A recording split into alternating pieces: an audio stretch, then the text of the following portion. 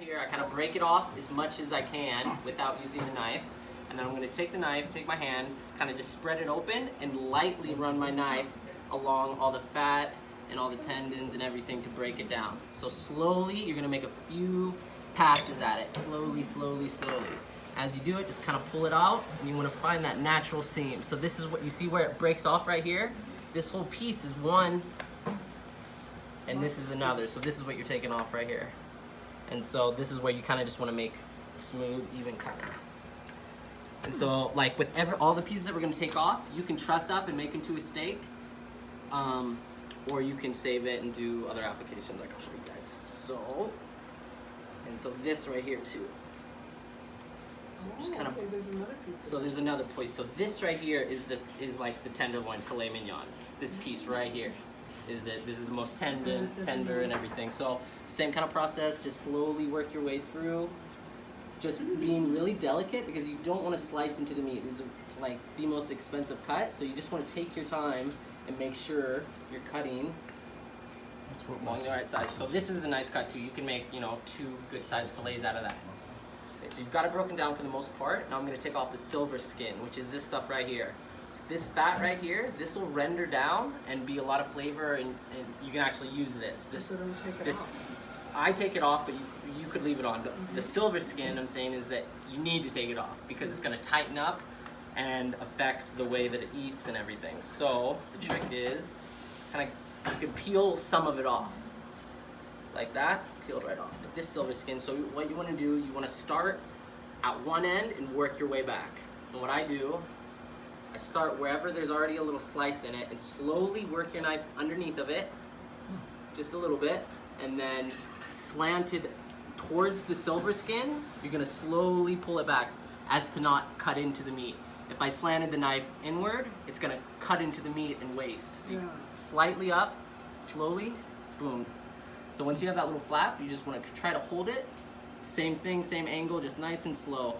And work your way down. Take off the silver skin. So that's what you want to do. Nice job, Joseph. Okay. And with this, you just really want to take your time so you're not kind of hacking it. And that was kind of wasteful right there. There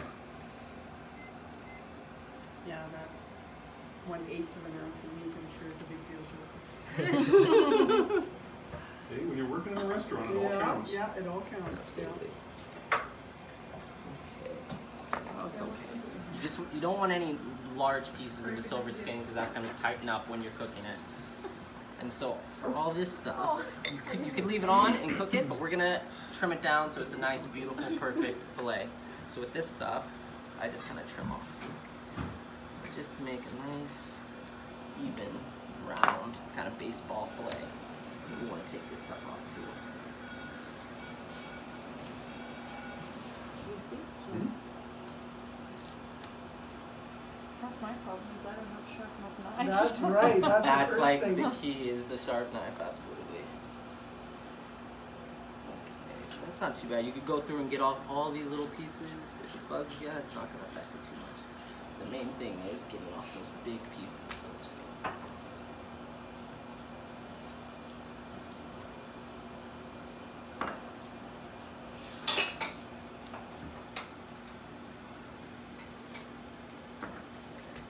So just making it as round as possible. Just making it as round as possible, because when you've ever ordered like a tenderloin in a restaurant, you get that perfect round kind of baseball puck, and so that's what you're trying to kind of keep it in its natural form. So when you have that tenderloin out, you want to even up the ends just slightly, because you want to get as many steaks as possible. So there's 8 people. So out of a thing like this, average size that you would probably get would be like 6 to 8 ounces, 8 ounces being really big. And so, yeah, so when you're cutting it, you want to, so like right here is thinner, right here is wider, right? The size of the steak that you cut on the thinner should be smaller than the wider so that you can keep the same size. So you want to just kind of square up the end, find out where a good looking steak would be.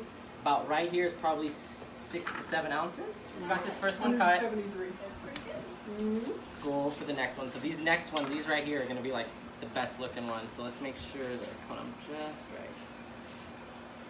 right. Perfect. So that is like a perfect Oh, that's tenderloin filet gorgeous.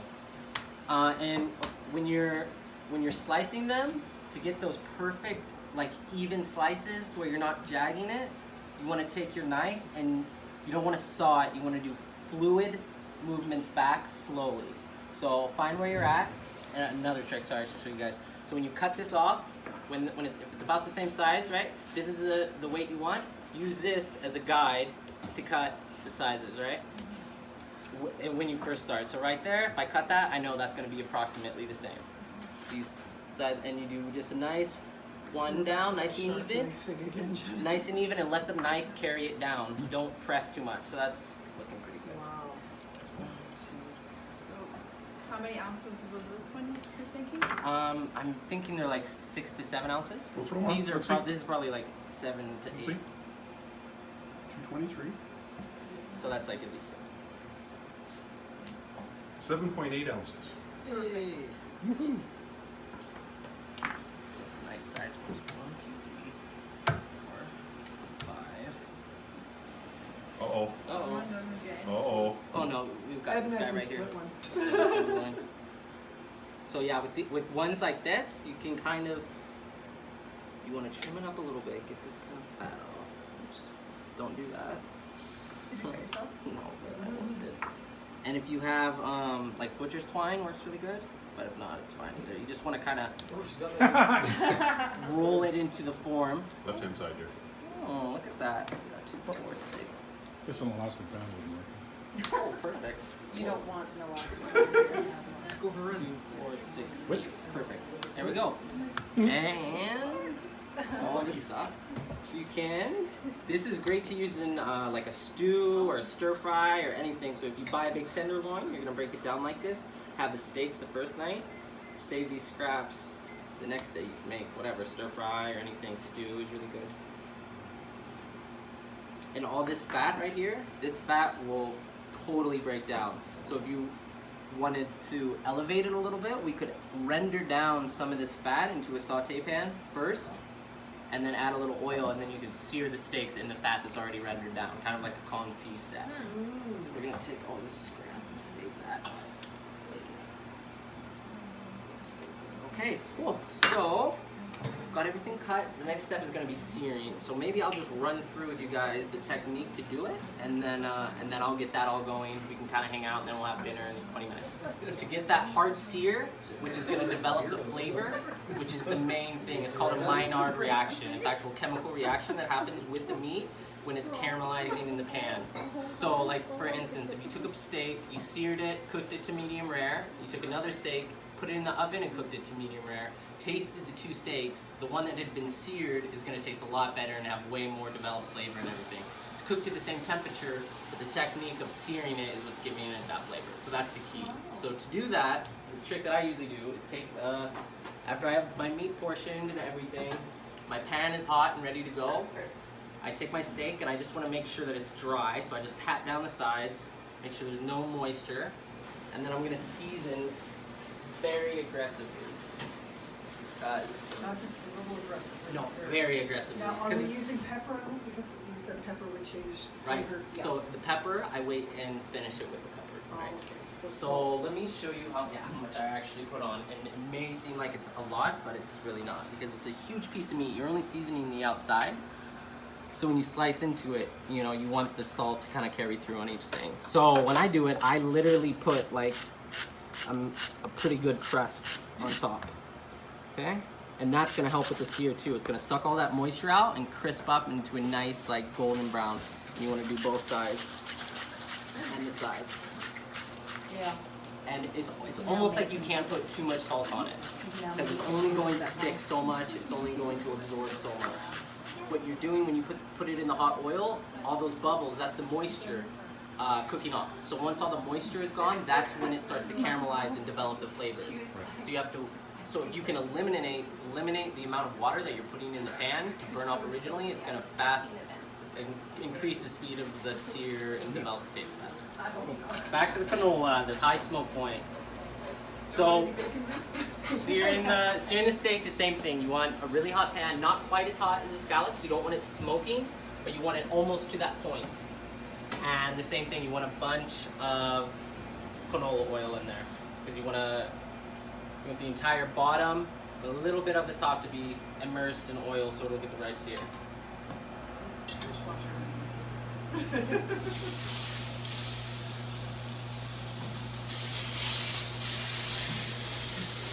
So for this size of a pan, I'm only going to put 3 in so that I don't overcrowd it and bring the temperature down. So I've seasoned one side. I'm just going to go ahead and season the other side while they're in. And the same thing with the scallops. You really just want to let them get in there and not move around too much. Let them develop that sear and that crust. You want to come in and look. So this is what you're looking for right here. It's starting to develop. You're going to put it back down though and let that finish up. That is on awesome track. Looking really good. You smell that caramelized meat? That's the Maynard reaction. That's the meat actually caramelizing and going through a chemical process.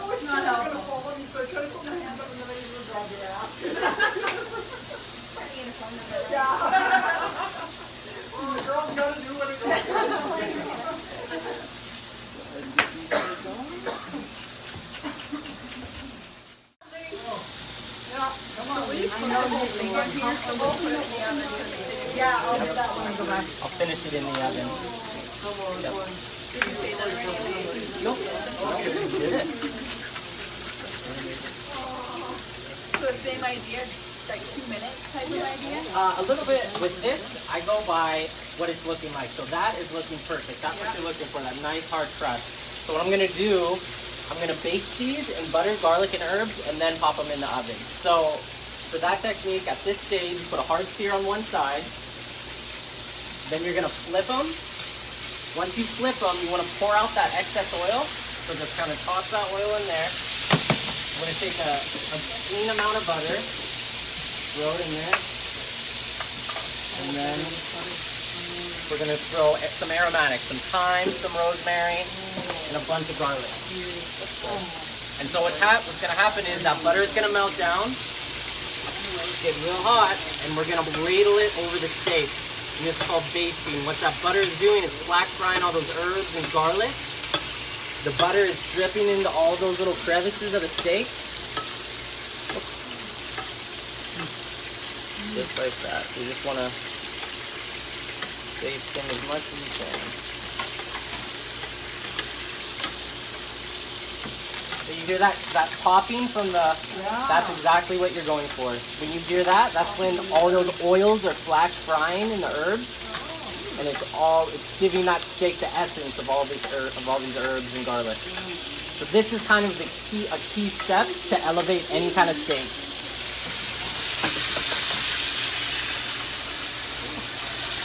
Same amount of butter.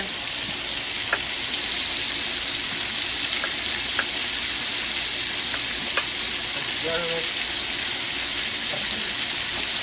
and herbs. And you can, it seems like I'm being sloppy, but you're literally just throwing it in there for all that. That's what you're looking for right there. So if you get these up on the side.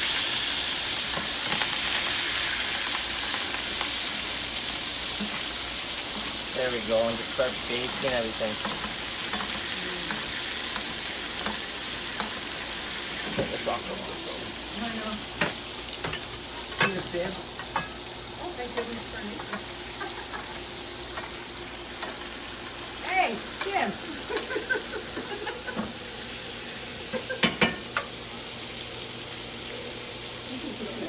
Yes, I can. Smells amazing. It does, it smells so good.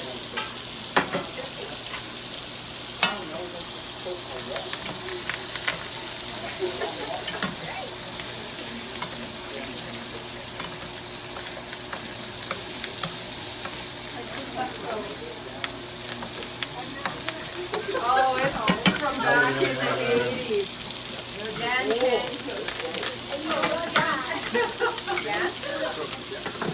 Yeah? Dan is the guy.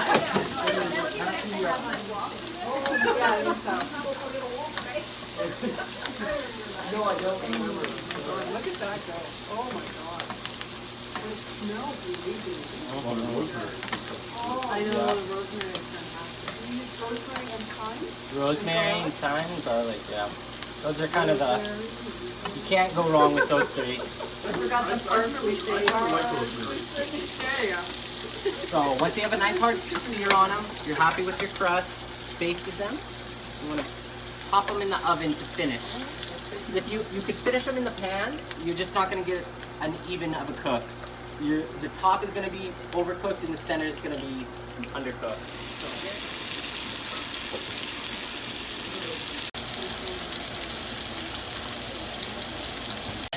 10 to 15 minutes, depending. And when I pull them out to check them and temp them, I'll show you guys how I temp them and try to figure out what the right temp is.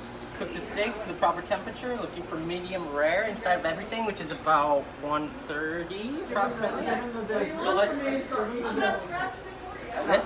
So let's check to see. Oh, no, I was saying that the thumbnail. Oh, to tell, so when I first started out, a chef showed me a way to kind of guide from rare to medium well on your hand. And so if you feel this little muscle right there, if you go with your palm open, you feel that, that should feel the pressure of a rare steak. Touch your index to your thumb, a little tighter, that should be mid-rare, that should be medium, that should be mid-well, and that should be well. Approximately. Different steaks feel differently. Like when I'm cooking a piece of meat, once I've cooked it a few times and I feel comfortable with it, I can look at it, touch it, and pretty much know what the temperature is. With a fillet, and I'll go by like how it feels, the resistance, whether or not it has begun, like, okay, for example, on this steak right here, see how the blood is just starting to seep out a little bit right there? That's when the steak is going from rare to, like, it's coming up from raw to rare to mid-rare. So as soon as the blood starts to seep out of your steak, whether it's a ribeye or a tenderloin or whatever, that's going into like rare to mid-rare. So you know when you see the blood's coming up, you're getting close. So these are all about perfect to mid-rare. So I'm pulling all these out. This one's still a little under. This one I think is perfect. Oops. And this one is perfect, maybe a little over. Then this is going to be the well one, and that's the rare one that's still a little under. So I'm going to pop it back in the oven. One of the biggest things that people forget and don't apply when they're cooking meats and any kind of proteins is letting it rest. So the key to letting it rest, the rule of thumb is however long you've cooked it for in the oven or in the pan, you want to rest it for at least a third of that time. So this is take maybe 15, 20 minutes to cook this. I want to let it rest for at least 5 minutes. And what that is doing, so when you pull it out of the hot oven, the outside is cooking and the inside is still cooking. So if you cut into letting it rest, lets all the juices and the meat reabsorb back into the meat as it's finished cooking. And evenly, if you cut it before it's rested, it's gonna bleed out and be like not as good as it could. As you see, like they're starting to sweat, and this is what you're doing. You're letting, so it's still cooking on the inside of the steak. Even though I pulled it out, the inside is finishing and coming up to temperature. The blood's starting to come out. And so yeah, so it's been resting for about a minute. So we'll give it another 4 or 5 minutes, and that'll be good. I tried to run this. Yeah, so with this, I just want to have them evenly distributed so they're not overcrowded. They're next to each other. They're going to steam and not really cook. So I'm just trying to give them enough space.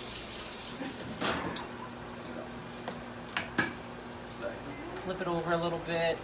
All the fat that's rendered out and is all in here. That's just adding to the flavor and the seasoning of it. So these are getting really close.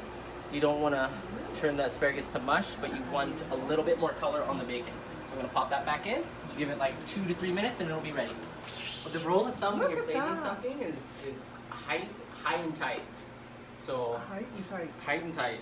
So that's why I'm trying to. So what I'm doing with these, I'm forming a little quenelle, which is when you take 2 spoons and you form a little perfect ball together. So I'm doing kind of a rough kind of quenelle here. So what I do is scoop a little bit, pop it down. I'm trying to form a perfect little cylinder, and then I bring it over and try to just place it down. It doesn't work out perfectly, but that's what I'm going for. That's not possible. Yeah, just unplug it there. Unplug it. Here's the potatoes, here's Well, I just let everybody do their own thing. It's like, there it all is. Serve yourself. You want to slice against the grain. So when you look, so for example, when you look at this, see how it's kind of pulling apart right there? That's the grain. Those are the natural like strands of the meat. So you want to slice against the grain. So you slice against the grain, you pick up the little piece. As you bite, it pulls apart evenly. If you slice with the grain, it's going to be a lot not as tender in your mouth. Does that go with turkeys and stuff too? Absolutely. Everything I have fish. been doing it wrong the whole time. Well, you know. Chad, we're so glad you could be enlightened tonight. No. Everyone wants a slice. Could you chew it for me too? He would love to. I'd say he didn't even hesitate. He just said yes. That makes it easier for me. That looks so good. Doesn't that look yummy? Oh my god. Yeah. Gourmet deal. And see how the blood isn't running out? If I would have sliced this initially, as soon as I would have put it down, it just would have pulled with tons of blood. So that's why you wanted to let it rest.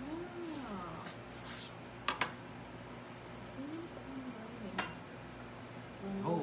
Yeah, but the thing is now my standards have just gone up, my expectations. Well, then you better be doing it. You better get I'm busy. thinking now you have a new standard to meet. What is that? Oh, that's fabulous. Sorry, you put in more work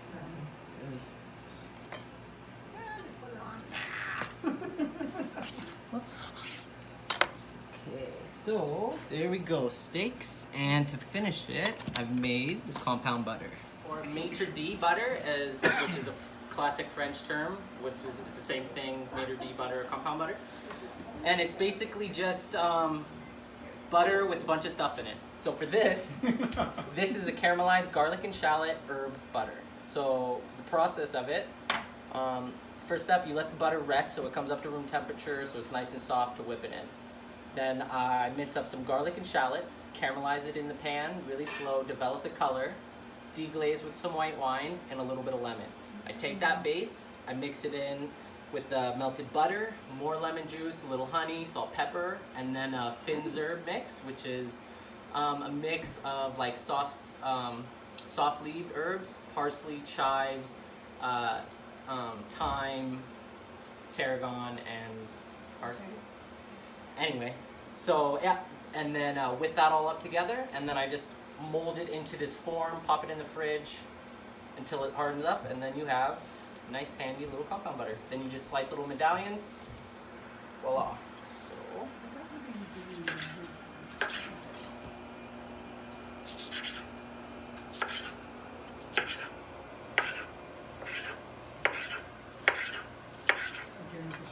I'll be missing 2 fingers by that time. Those are luckless. and then boom, just like that. Nice. Yeah. Usually what I would do if I'm serving this like this, if I had like a torch or a heat lamp, I would melt the butter first. Maybe. Okay, there we go. So that is but... Oh, thank you. I'm sorry. No problem. Those are pretty. I generally have never picked slippers because I thought. I love those Yeah, slippers. I know.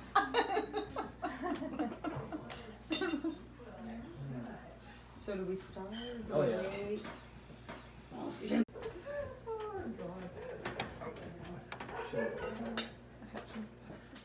Talk about his YouTube channel. Was he filmed food? All sorts of things. Oh, yeah. Yeah, Just lots of food food. styling. And he went to Japan last year. He has a video of Kobe beef No, that's being made cool. and stuff. It's kind of neat. It's kind of neat to watch. Yeah.